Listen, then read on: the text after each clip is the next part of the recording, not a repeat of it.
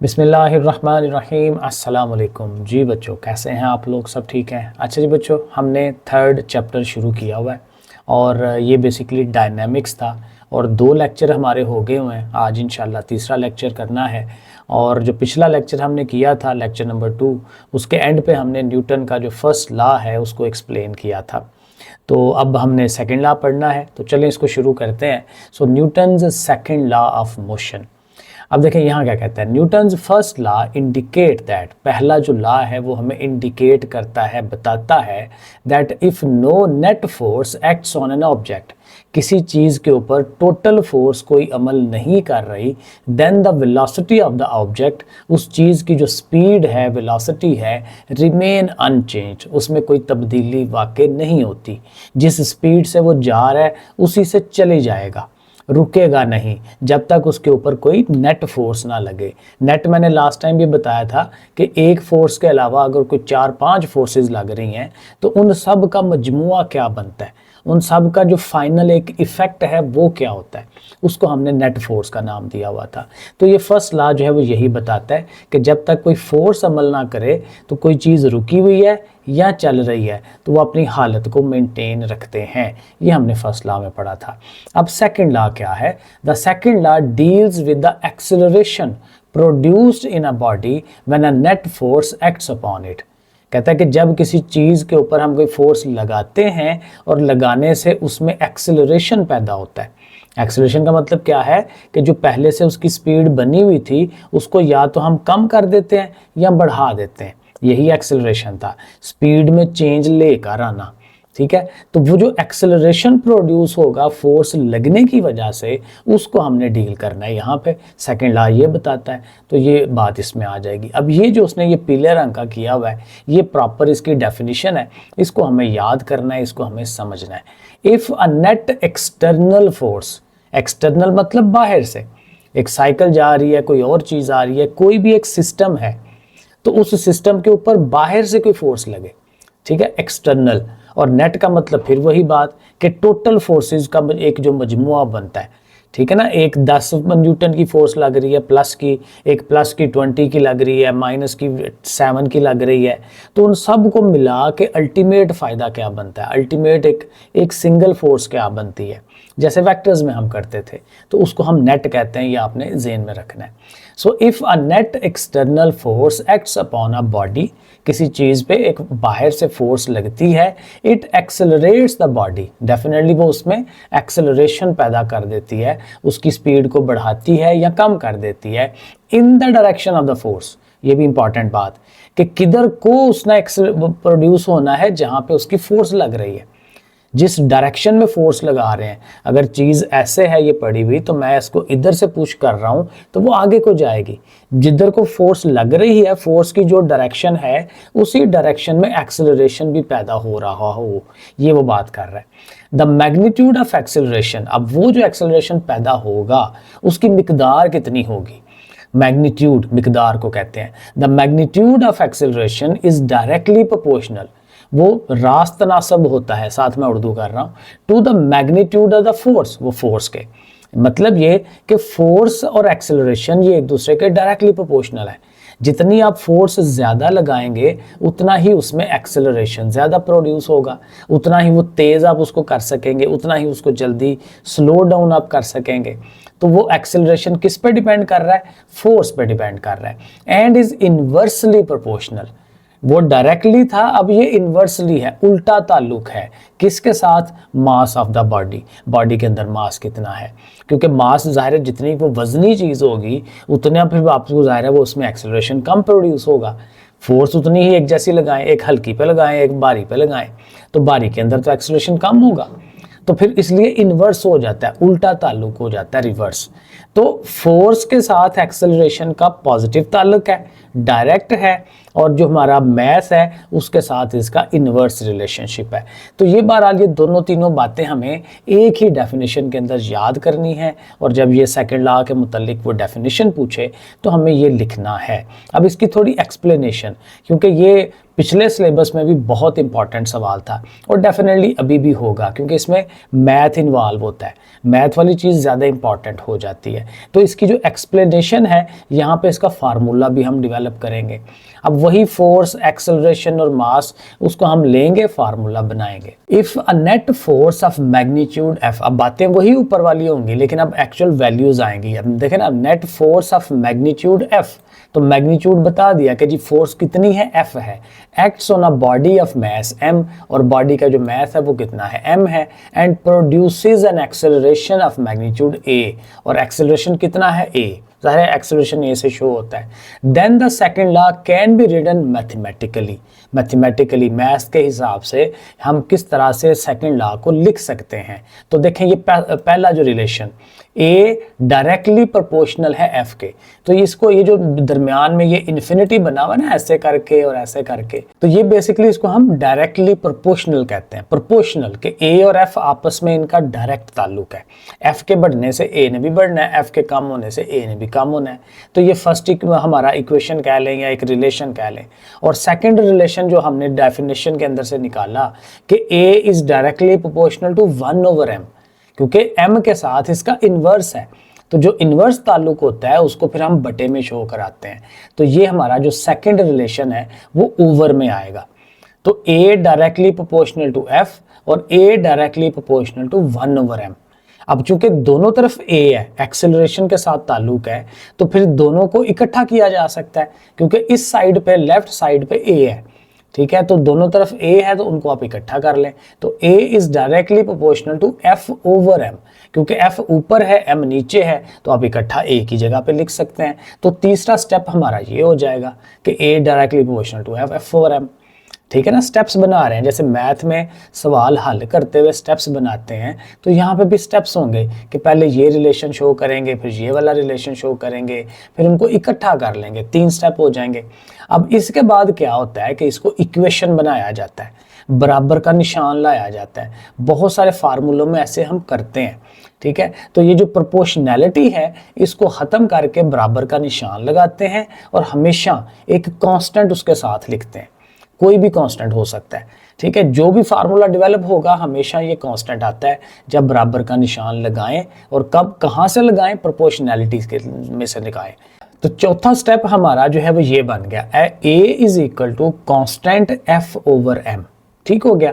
अब ये almost relation बन गया है। अब यहाँ हमने ये कांस्टेंट वगैरह का हिसाब रखना है, तो कहते हैं अकॉर्डिंग टू SI यूनिट, वही जो मैंने पहले चैप्टर में पढ़ा था, सिस्टम इंटरनेशनल के जो यूनिट होते हैं, मास जो है वो किसके इक्वल है, 1 kg, किलोग्राम, मास को किलोग्राम में शो करते हैं ना, तो यहाँ पे 1 लेना है ज़रा, क्योंकि कुछ डेफिनेशंस हमने बनानी होती है, तो जो जो चीज़ें इन्वॉल्व होती है ना, तो अपनी आसानी के लिए उन चीज़ों को 1 लेके चलते हैं, फिर वो डिफाइन करना आसान हो जाता है। तो जो m है, क्योंकि 3 चीज़ें हैं ना, a, f और m, इन्हीं की बात होगी, a को भी 1 करेंगे, f को भी 1 करेंगे, m को भी 1 करेंगे। तो m इज इक्वल टू 1, और m ज़ाहिर m क्या होता है, किलोग्राम्स है, मास है, तो m is equal to 1 kg, और एक्सेलरेशन भी 1 होगा, मीटर पर सेकंड स्क्वायर। ये भी हमने चैप्टर 2-3 में इसकी जो यूनिट है वो पढ़ी है, चैप्टर 2 के अंदर, ठीक है। तो a is equal to 1 metre पर सेकंड स्क्वायर, और जो फोर्स है, फोर्स ज़ाहिर है उसकी जो यूनिट है वो न्यूटन होती है, तो उसको भी 1 कहेंगे, f इज इक्वल टू 1। अगर ये सारी 1 हो जाएं, then the value of the constant will be 1। तो ये जो दरमियान में फिर कांस्टेंट आ रहा है वो भी 1 होगा, क्योंकि इधर भी देखें ना 1 हो गया, यहाँ पे भी 1, यहाँ पे भी 1, 1 को 1 डिवाइड करें 1 आता है, 1 से मल्टीप्लाई करें फिर भी वही चीज़ रहती है। तो कांस्टेंट इज इक्वल टू, इधर a है तो वो 1 हो जाएगा, तो कांस्टेंट की वैल्यू हम 1 कर देंगे। तो वो फिर हमने अगले स्टेप के अंदर कांस्टेंट की जगह 1 लगा देना है, और 1 लगाने से वो तो लिखें ना लिखें कोई मसला नहीं है, 1 निकल गया। और m चूंकि ओवर में है, तो अब आपने क्या करना है, m को उठा के a की तरफ ले जाना है, और m इधर डिवाइड हो रहा है, a के साथ मल्टीप्लाई होगा, तो अब ये सीधा हो गया f इक्वल टू ma। तो ये जो हमारा रिलेशनशिप बना है ना, ये बहुत ही मशहूर फार्मूला है, ठीक है, बहुत ज़्यादा। तो ये ज़ाहिर इसलिए मैं कह रहा हूँ कि इसकी डेफिनेशन और इसके ये जो मैथमेटिकल प्रूफ हमने किया है ये आपने लाजमी तैयार करना है। ठीक है, कोई कहे ना कहे आप ज़रूर इसको रेडी करें। First law of motion provide the definition of the force. अब ज़ाहिर है यहाँ से देखे ना फार्मूला क्या बता रहा है, F is equal to ma, कि फोर्स किसके बराबर है। तो यहाँ से फोर्स की जो डेफिनेशन है वो आप निकाल सकते हैं। ठीक, फोर्स किसके बराबर होगा कि अगर फोर्स एक ऐसी चीज़ है कि अगर 1 किलोग्राम वाला मास वाली जो बॉडी है उसमें जो एक्सेलरेशन प्रोड्यूस किया जाए वो 1 मीटर पर सेकंड का हो तो फिर फोर्स हमारी 1 न्यूटन की हो जाएगी। तो ऐसे करके हम फोर्स की डेफिनेशन बना सकते हैं, क्योंकि F is equal to ma, mass भी 1 kg, एक्सेलरेशन भी 1 kg। तो जिस फोर्स की वजह से ये 1 किलोग्राम मास के अंदर 1 मीटर पर सेकंड का एक्सेलरेशन प्रोड्यूस हो रहा है उसको हम 1 न्यूटन की फोर्स कहेंगे। ऐसे करके ये बन जाएगा। So first law of motion provide the definition of the force, और वो डेफिनेशन क्या बनती है, अ फोर्स प्रोड्यूसेस, एक फोर्स जो है एक प्रोड्यूस करती है एक्सेलरेशन इन द बॉडी। जाहिर है F is equal to ma है तो a एक्सेलरेशन प्रोड्यूस हो रहा है। By the second law of motion F is equal to ma we can calculate mathematically, हम मैथमेटिकली बता सकते हैं the amount of force required, कि हमें कितनी कुव्वत चाहिए to produce a certain amount of acceleration, एक खास किस्म का एक्सेलरेशन पैदा करना हो तो, और उसका मास भी हमें पता हो। ये असल में वो न्यूमेरिकल बता रहा है। देखें ना, ये 3 चीज़ें F, M और A, और अगर हमें M का और A का पता हो तो हम F मालूम कर सकते हैं, M और A को मल्टीप्लाई करेंगे F आ जाएगा। तो कहते हैं ये इस तरह से हम कर सकते हैं। आगे ये डेफिनेशन जैसे मैं आपको बता रहा हूँ कि 1 न्यूटन फोर्स किसके बराबर होती है, तो वो मैंने अभी आपको बताया कि कैसी फोर्स जो 1 किलोग्राम मास वाली बॉडी के अंदर 1 मीटर पर सेकंड का एक्सेलरेशन पैदा करे। वो यहाँ से हम बनाते हैं, ये मास से और ये एक्सेलरेशन से, दोनों को 1 करके। सो ये लिखा हुआ है 1 newton is the force which produces an acceleration of 1 metre पर second in the body of mass 1 kg, जैसे मैंने आपको बताया। और फिर इसकी जो यूनिट भी बनाई जा सकती है। अब देखिए मास की यूनिट क्या है, किलोग्राम, तो मास की जगह पे आप केजी लिख देते हैं ऐसे करके। और एक्सेलरेशन किसके बराबर था, मीटर पर सेकंड स्क्वायर, तो किलोग्राम मीटर पर सेकंड स्क्वायर किसकी यूनिट बन जाएगी। तो वो देखें हमने लिखी है 1 न्यूटन किसके बराबर होता है, 1 kg मीटर पर सेकंड स्क्वायर। तो वैसे तो फोर्स की यूनिट हम न्यूटन कह देते हैं, लेकिन अगर कहे कि उसकी अदर यूनिट क्या है तो फिर आपने कहना है किलोग्राम मीटर पर सेकंड स्क्वायर। अच्छा, आगे एक उसने छोटा सा टॉपिक दिया हुआ है, effect of force on velocity. Force लगाने से वेलोसिटी पे क्या इफेक्ट आता है वो हमने पीछे पढ़ भी लिया है। ज़रा इसको देख लेते हैं कि यहाँ कोई नई चीज़ बता रहा है, तो देखते हैं। Newton second law also tells us that a force can change the velocity of a body. ये तो हमने पढ़ लिया कि फोर्स लगने से वेलोसिटी में चेंज आती है और वो कैसे आती है, उसमें आप एक्सेलरेशन पैदा करते हैं या डिसेलरेशन पैदा करते हैं। एक्सेलरेशन यही है कि आप किसी बॉडी को तेज कर रहे हैं, डिसेलरेशन ये है कि किसी बॉडी को आप रोक रहे हैं। ठीक है, तो ब्रेक लगाते हुए डिसेलरेशन है, और ब्रेक तभी लगती है जब हम फोर्स लगाते हैं पाँव की फोर्स लगने से वो डिसेलरेशन पैदा हम कर रहे हैं उसके अंदर। ठीक है, तो ये वो बात। As velocity is a vector quantity, जाहिर है वेलोसिटी वेक्टर क्वांटिटी होती है। So the change may be in its magnitude, तो जाहिर है वो जो तब्दीली आ रही है वेलोसिटी में उसके मैग्नीट्यूड में भी चेंज आ सकती है, आप उसकी डायरेक्शन भी चेंज कर सकते हैं। ये हमने एक्सेलरेशन में पढ़ा था कि जब किसी बॉडी की वेलोसिटी में चेंज आती है तो एक्सेलरेशन आ जाता है। तो वेलोसिटी में चेंज ये नहीं है कि उसकी आप स्पीड कम ज़्यादा करें, उससे भी हो सकती है, लेकिन अगर आप डायरेक्शन चेंज कर देते हैं स्पीड वही रहती है तो फिर भी एक्सेलरेशन उसमें होता है। तो ये वो बात कर रहा है कि मैग्नीट्यूड में चेंज भी ला सकते हैं, डायरेक्शन में भी ला सकते हैं, या फिर दोनों में ला सकते हैं। तो इसमें याद करने वाला नहीं है, जस्ट वो उसने इतनी सिंपल सी बात बताई हुई है। आगे चले, third law of motion. So देखिए थर्ड लॉ ऑफ मोशन क्या है जी, whenever there is an interaction between 2 bodies A and B.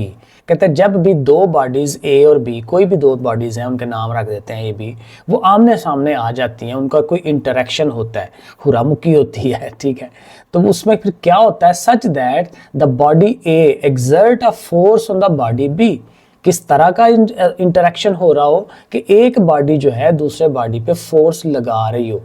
जैसे दीवार है तो दीवार को हम धिक्का लगा रहे हों, किसी और चीज़ को धिक्का लगा रहे हों, किसी को मार रहे हों, तो एक बॉडी दूसरी बॉडी पे फोर्स लगाए, इस तरह का इंटरेक्शन हो रहा हो तो फिर क्या होगा, the force is known as action of A on B. अगर एक बॉडी ए है और वो बॉडी बी पे फोर्स लगा रही है तो हम कहते हैं बॉडी ए जो है वो क्या कर रही है, एक्शन कर रही है। जो फर्स्ट काम हो रहा था उसको एक्शन कहते हैं। एक्शन का मतलब काम ही होता है ना। तो पहली दफा जो पहली बॉडी काम कर रही है वो एक्शन है। In response to this action, इस एक्शन की वजह से जो दूसरी बॉडी है बॉडी बी, वो क्या करेगी, एक्सर्ट अ फोर्स, वो भी फोर्स लगाएगी ऑन द बॉडी ए, वो बॉडी ए के ऊपर भी फोर्स लगाएगी। और ये होता है ऐसे, हमें नजर नहीं आता बट हो रहा होता है। This force is known as reaction. तो बॉडी बी जो है उसने जो फोर्स लगाई है उसको रिएक्शन कहते हैं। जैसे बाल है, बाल की एग्जांपल बड़ी ज़बरदस्त है। हम क्या करते हैं, बाल को फेंकते हैं। अब बाल ज़ाहिर है मूव करता हुआ जा रहा है ना, हरकत करता हुआ, उसके अंदर मोशन है। तो जिस चीज़ में मोशन होती है उसमें काइनेटिक एनर्जी होती है। अब उस एनर्जी के साथ उसने जाके दीवार को टक्कर मार देनी है, ठीक है। तो दीवार के ऊपर उस बॉडी ए ने, बाल ने वो एक्शन किया, अपनी फोर्स का वो लगाया। तो अब उसी तरफ से दूसरी तरफ से भी रिएक्शन आना है दीवार का। दीवार ने उसी फोर्स के साथ उस बॉडी जो बाल है उसके ऊपर फोर्स लगानी है, तो वो उसका रिएक्शन हो जाएगा और बाल बाउंस होके पीछे की तरफ आ जाता है। तो यहाँ ज़रा विजिबल है, ठीक है। इसी तरह से वो कोई बुक पड़ी हुई है तो उसका एक्शन और रिएक्शन होता है। उसका जो वज़न है वो नीचे को लग रहा होता है, वो एक्शन है, और जो टेबल है उसका रिएक्शन ऊपर को लग रहा होता है। तो वो एक दूसरे को कैंसिल कर देते हैं, वो चीज़ वहीं की वहीं पड़ी होती है। तो ये एक्शन और रिएक्शन की बात जो है, दो बॉडीज़, एक एक्शन करती है, दूसरी उस पर रिएक्शन करती है। जैसे आपने किसी को थप्पड़ मारा है तो वो एक्शन है, ठीक है, लेकिन वो फिर आगे से आपको मारेगा तो वो रिएक्शन हो जाएगा। तो ये एक्शन और रिएक्शन की बात। अब इसकी एग्जांपल देखते हैं। कहता है for example when we press a spring, आपके सामने ये नज़र आ रहा है स्प्रिंग, और जो हमारा हाथ है वो बॉडी ए है, वो उसको पुश कर रहा है नीचे की तरफ, तो वो एक्शन लगा रहा है। तो ये वो बात यहाँ पे, we press a spring, the force exerted by our hand, हमारा हाथ जो ताकत लगा रहा है on the spring is called action. Our hand also experience a force, हम ताकत तो लगा रहे हैं लेकिन हमें फील हो रहा है कि नीचे से स्प्रिंग हमें पुश कर रहा है, ऊपर की तरफ जोर लग रहा है, प्रेशर लग रहा है ऊपर की तरफ। अगर आप फोर्स लगाना छोड़ दें तो आपका हाथ एकदम से ऊपर आएगा, ठीक है ना, तो वो आपके ऊपर फोर्स लग रही है। तो our hand also experience a force exerted by the spring, spring लगा रहा है, this is the force of reaction, इसको रिएक्शन कहते हैं। So Newton expressed these actions and reactions forces, Newton ने फिर क्या किया कि ये जो एक्शन और रिएक्शन की ये जो ताकतें हैं इनको उसने क्या किया, in his third law of motion, वहां से उसने अपना एक कानून बना लिया। So it is stated as, अब जाहिर है ये सारा पीछे जो है इसकी एक्सप्लेनेशन है।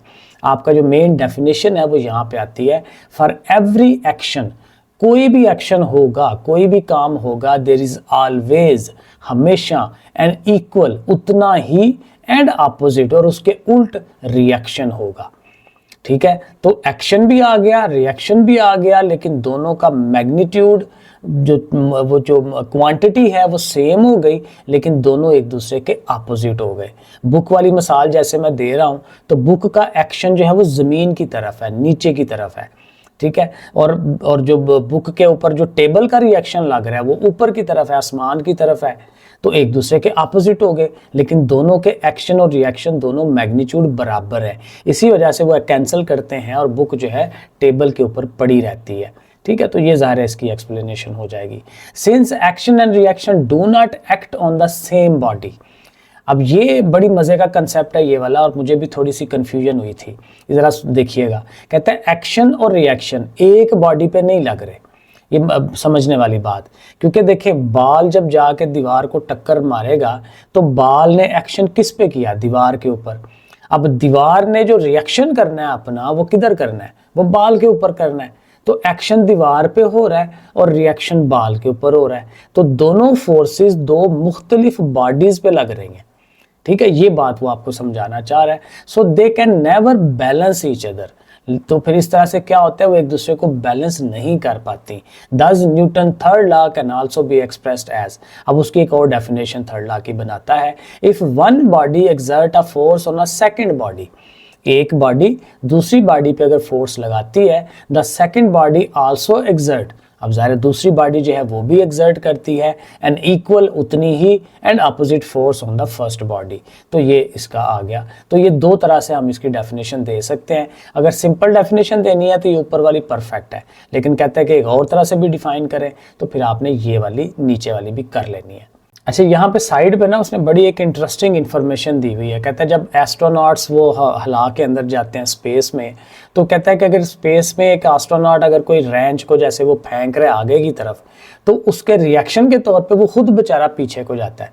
ज़मीन पे हम उस तरह से नहीं जाते क्योंकि ज़मीन ने हमने पकड़ा होता है, हमें उसने ग्रेविटी ने जकड़ा होता है, वहाँ पे कोई ग्रेविटी नहीं है, ज़मीन या कोई और चीज़ उसको रोक के नहीं रख रही।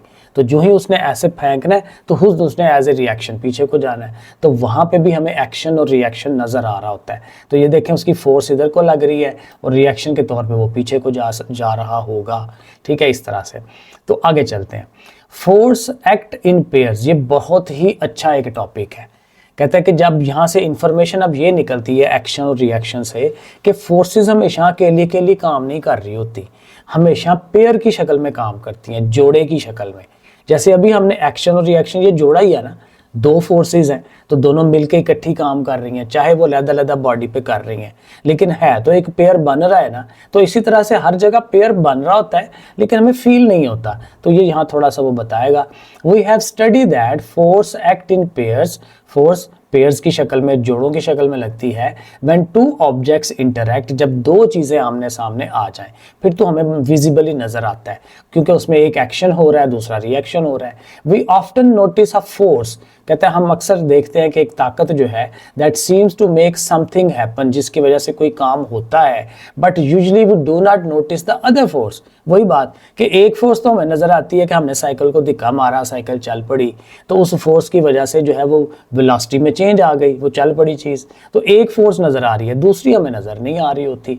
हेयर आर सम एग्जाम्पल्स, तो वो कहते हैं वो हम कुछ एग्जाम्पल्स अब आपको नीचे बता रहे हैं कि उसमें दोनों फोर्सेस कैसे लग रही होती हैं। तो ये एग्जाम्पल्स भी आपने तैयार करनी है, ये भी इंपॉर्टेंट हैं, शॉर्ट क्वेश्चन के तौर पे आ सकती हैं, इवन लॉन्ग आ सकता है। तो ज़रा देखें, पहली जो एग्जाम्पल है कहता है consider a block lying on a table. जैसे मैंने आपको एग्जाम्पल दी थी ना किताब की, कि किताब एक टेबल के ऊपर पड़ी हुई है, वही आपको वो एग्जाम्पल देने लगा है कि एक ब्लॉक है, कोई एक ईंट है फॉर एग्जाम्पल, जो आपने टेबल के ऊपर रखी हुई है। अब उसको एक्सप्लेन करेगा।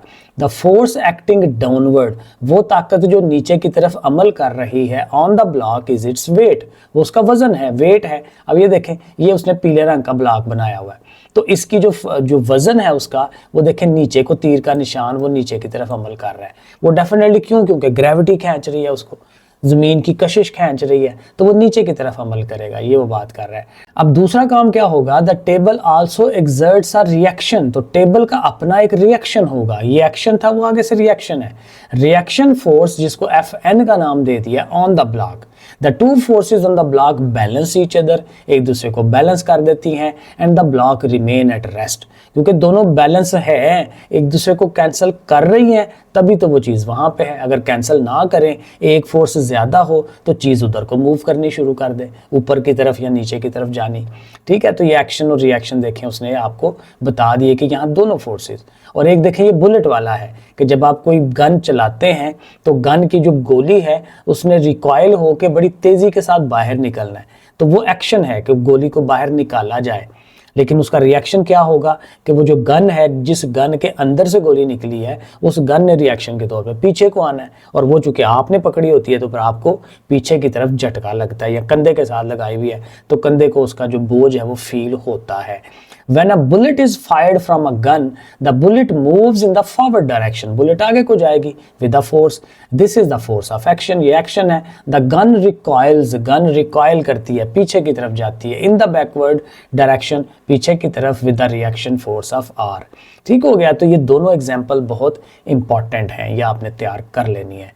और अगेन मेरा ख्याल है कि ये लास्ट पॉइंट इसका करते हैं आज के लेक्चर का, कि ये जो न्यूटन के तीनों लॉज हैं, इनकी लिमिटेशंस भी हैं। अब न्यूटन जो है बहुत बड़ा साइंटिस्ट था, और अभी एक जो रिसेंट एक साइंसदान थे, तो मैं टिकटॉक पे उनकी वीडियो देख रहा था, तो वो उनसे पूछा गया सवाल कि जो सबसे बड़ा जो साइंटिस्ट आपको लगता है कि वो कौन है, तो उन्होंने कहा जी आइजैक न्यूटन, इसके पास का बंदा ही कोई नहीं है। अब मुझे याद नहीं है, लेकिन उसने बताया था कि 26 ईयर्स की एज तक होते होते उन्होंने कितने सारी चीज़ें कर ली थी।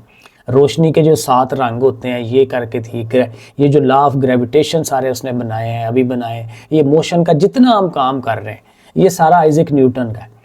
तो इतना सारा काम और ये हमारा बहुत फ़ायदेमंद चीज़ थी, लेकिन जाहिर है कि उसमें कुछ ना कुछ लिमिटेशंस रह जाती हैं, प्रॉब्लम्स रह जाती हैं। वो क्या है वो यहाँ पे वो बताएगा। सो कहते हैं we have already explained that Newton's laws of motion can be applied with very high degree of accuracy to the motion of objects and velocities which we come across in everyday life.